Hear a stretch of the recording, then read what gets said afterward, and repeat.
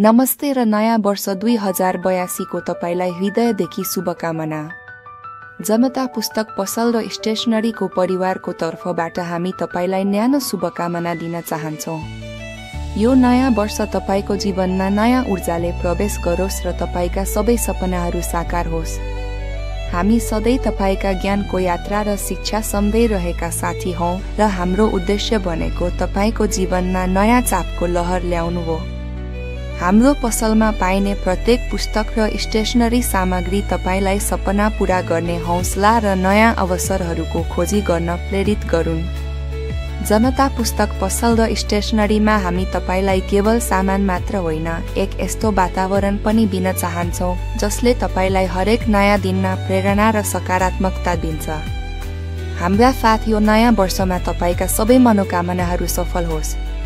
जनता पुस्तक पसल, जहाँ शिक्षा र समृद्धिको यात्रा सुरु हुन्छ।